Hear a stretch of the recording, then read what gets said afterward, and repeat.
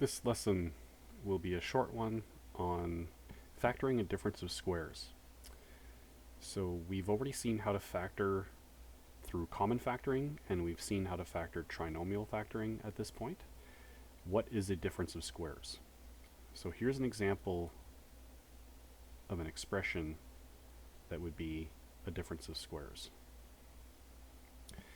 Now the first thing I want you to notice is this is a binom. Two terms is a binom, and usually when you have a binom you'd want a common factor, but we can't common factor here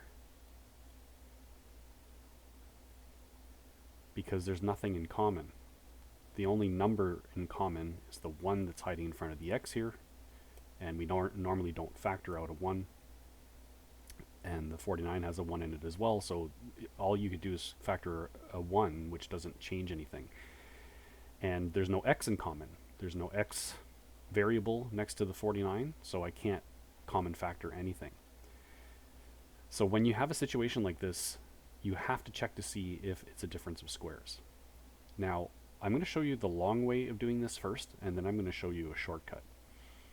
The long way is recognizing that this is actually very similar to trinomials, except there's a missing term, right? There's usually a term in the middle that has an x in it. Well, I can actually rewrite this as a trinomial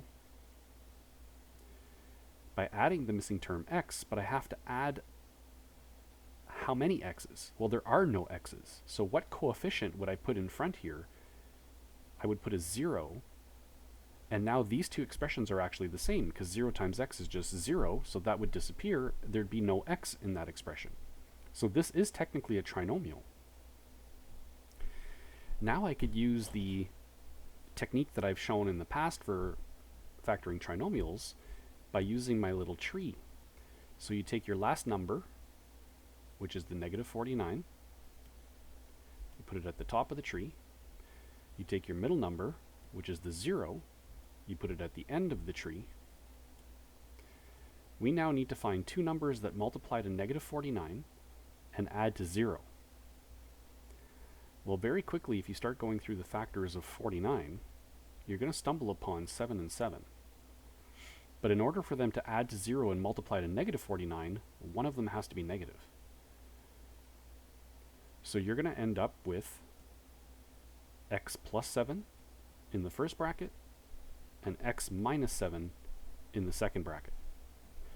And that is the factored form of this difference of squares.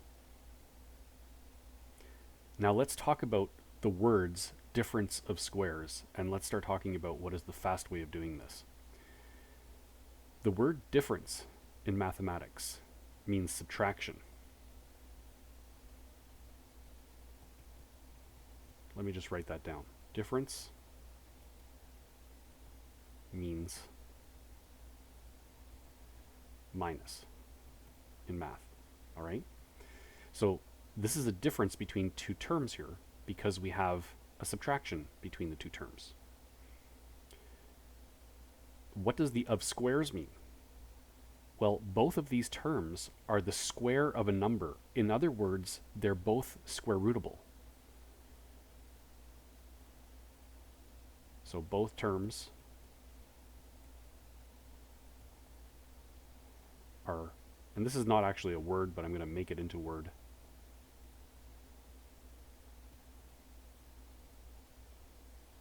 Okay, both terms are square rootable. And that's what a difference of squares means.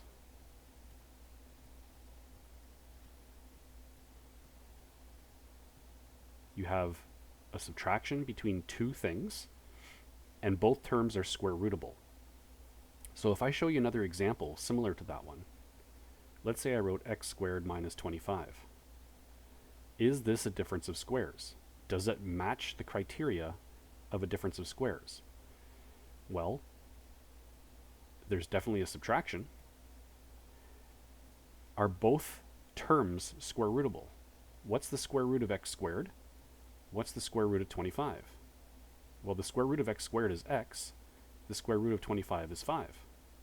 So yes, both of them are square rootable.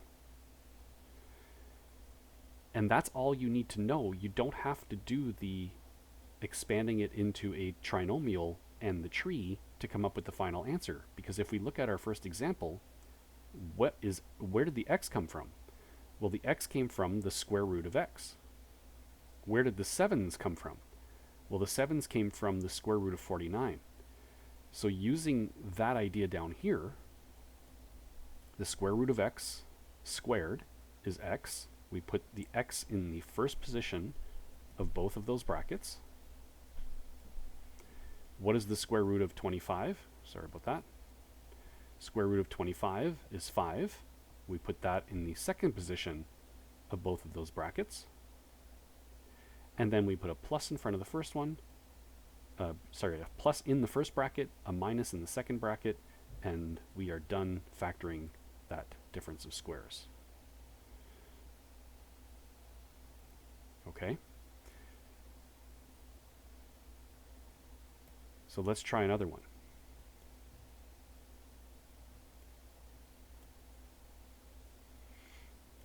Is this a difference? Yes, it's a subtraction. Are both terms square rootable? Yes, because x squared is square rootable and 36 is square rootable. What is the square root of x squared? It's x. What is the square root of 36? It's 6. And then put a plus in front of the first, inside the first bracket, a minus inside the second bracket, and that is your final factored form for a difference of squares.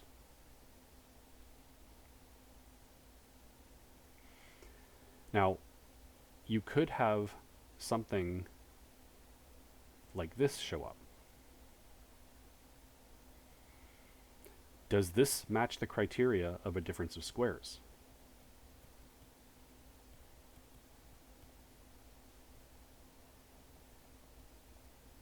Well, is there a subtraction between both of them?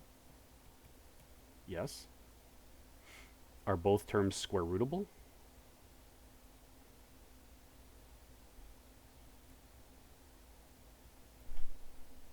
Yes. 81 is square rootable. X squared is square rootable. This is a difference of squares. The only difference is they switched around the x squared and the number. But that doesn't matter. Now we're just going to take the 81, square root it, put a 9 here and a 9 here. Take the x squared and square root it, put the x here and the x here, put a plus in the first bracket, a minus in the second bracket, and you have factored your difference of squares.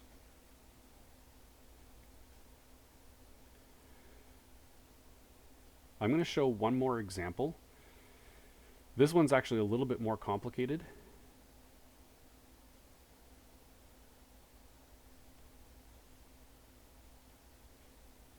What if you had something like this?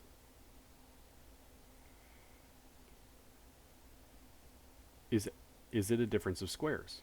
Well, you have a minus between the two, so it is a difference. Is all of this square rootable? Well, the 25 is square rootable. The x squared is square rootable, so yes, that whole thing is square rootable. Is all this square rootable? Yes, because 64 square roots to 8. So what would that one look like? That one look like this.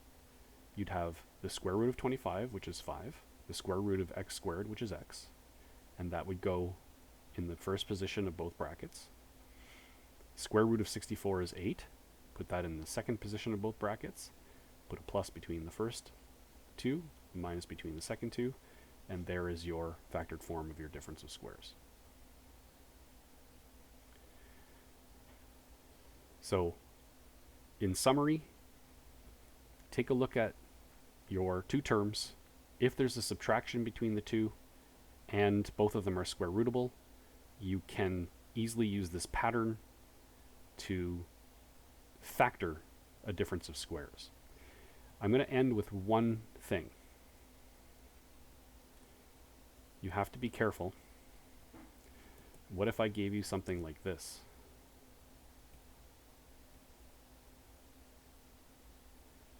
This is not factorable.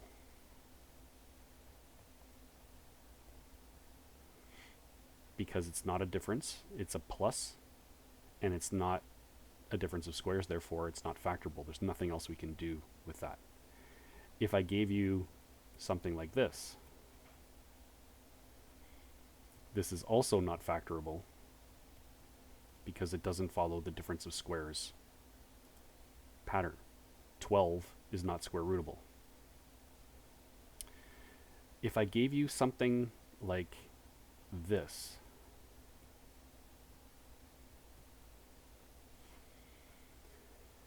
this is not a difference of squares, but it is factorable. It can be common factored. So you can't forget all of the other factoring techniques that we've seen already. Both of these share an x in common. I know it's a subtraction. I know 4 is square rootable. X is not square rootable. Okay? So the x here is the thing that's breaking this. It's not a difference of squares, but it can still be factored because both of them contain an x. So we would just divide by x, put the leftovers in our bracket, and that would be a common factor scenario. So you have to be careful to remember all of the other factoring techniques we've seen, and to be able to identify when something is or is not a difference of squares. And for these two examples here and here, those are not factorable.